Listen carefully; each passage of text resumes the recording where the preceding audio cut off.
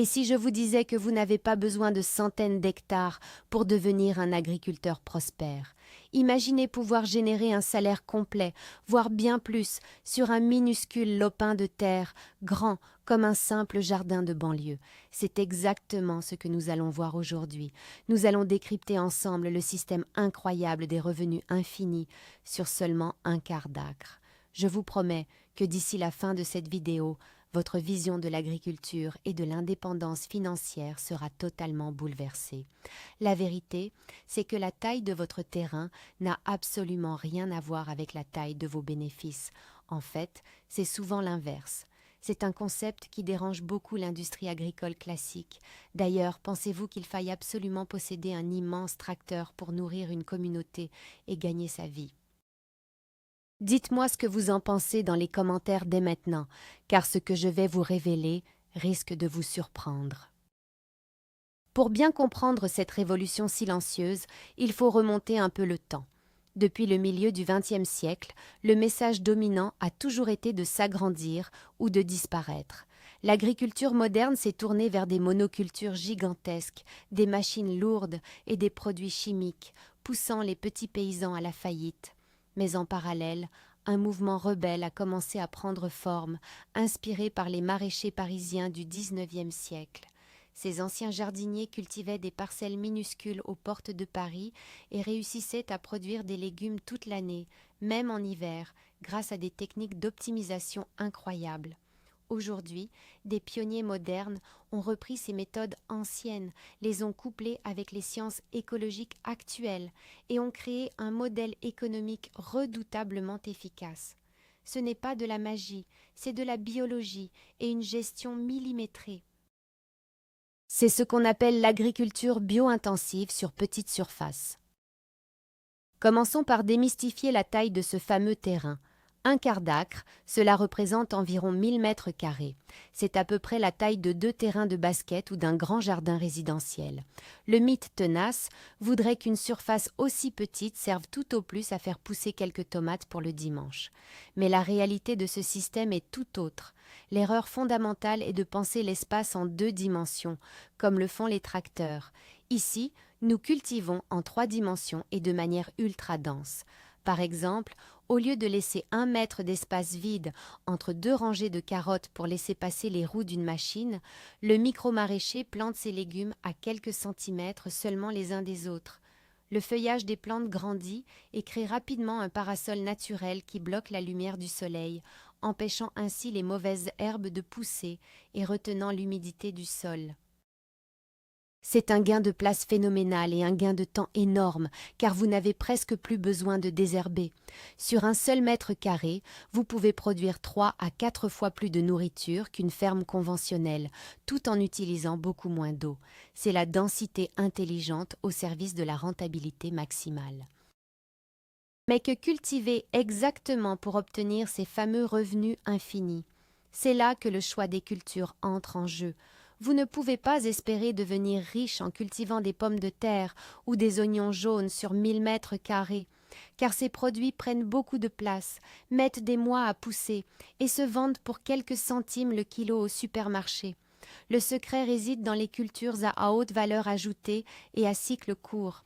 Pensez aux jeunes pousses de salade, aux radis, à la roquette, aux tomates cerises de variété ancienne ou encore aux fleurs comestibles. Prenons l'exemple frappant des micro-pousses. Ces minuscules plantes, comme les jeunes pousses de radis ou de tournesol, se cultivent en seulement 10 à 14 jours, souvent dans de simples plateaux superposés. Les chefs des restaurants gastronomiques s'arrachent ces petites merveilles parfumées à des prix exorbitants au kilo. En consacrant juste une petite serre ou même une pièce bien éclairée à ces cultures rapides, vous générez un flux de trésorerie constant et rapide. Vous vendez du goût, de l'esthétique et de l'ultra frais, ce qui justifie des prix très rémunérateurs.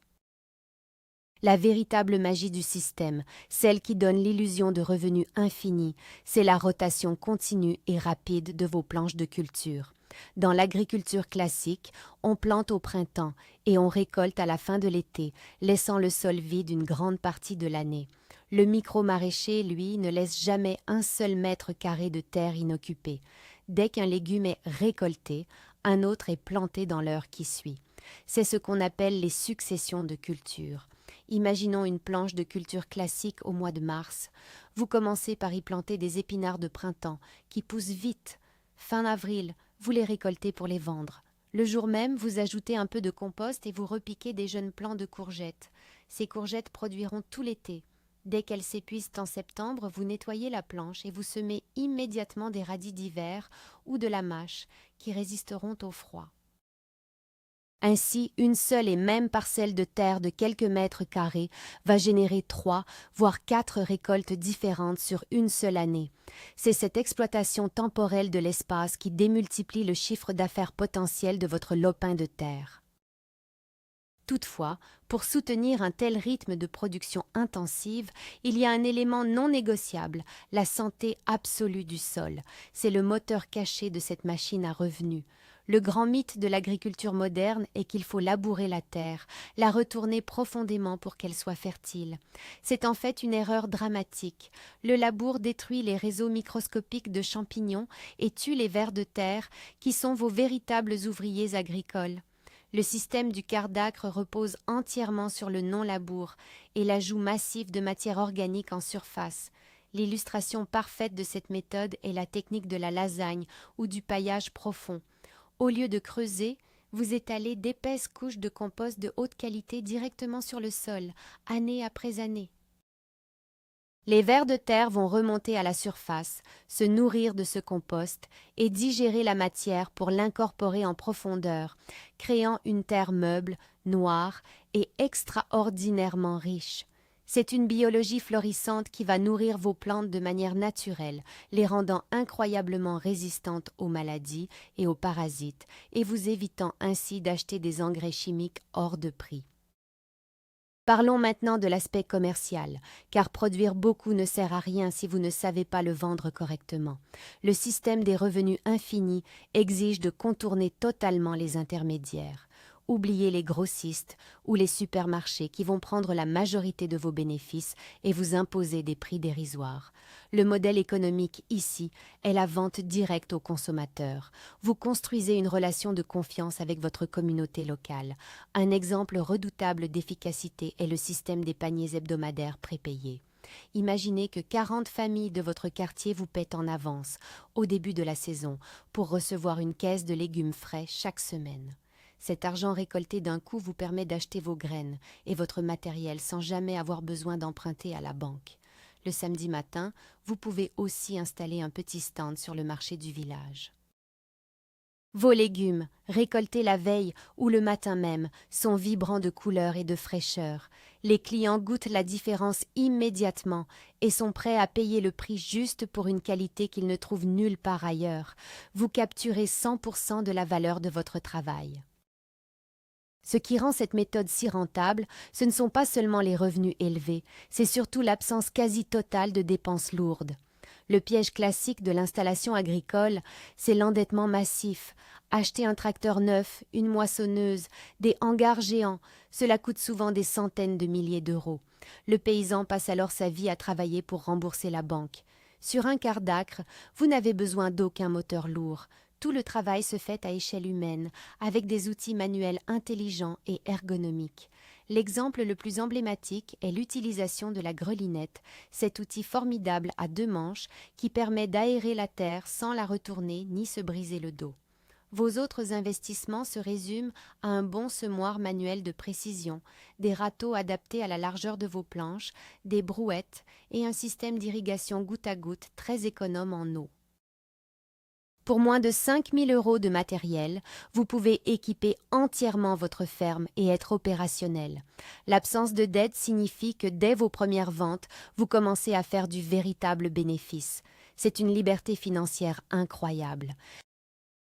Pour que le concept de revenu infini prenne tout son sens, il faut s'affranchir des saisons traditionnelles. La plupart des jardiniers s'arrêtent dès les premières gelées de novembre. Mais pour un professionnel sur petite surface, l'hiver est une formidable opportunité commerciale, car il y a beaucoup moins de concurrence. L'astuce consiste à prolonger la saison grâce à des structures simples et peu coûteuses, comme les tunnels nantais ou les serres froides non chauffées. Imaginez un matin de janvier. Il neige légèrement à l'extérieur. Votre voisin agriculteur conventionnel est au chaud devant sa télévision. Pendant ce temps, vous ouvrez les portes de votre serre-tunnel. À l'intérieur, protégé par un simple voile d'hivernage supplémentaire, des rangées verdoyantes d'épinards doux, de clayton de Cuba et de mâches gorgées de sucre attendent d'être récoltées. Le froid ralentit simplement leur croissance, mais la structure retient suffisamment la chaleur du soleil hivernal pour les garder en vie.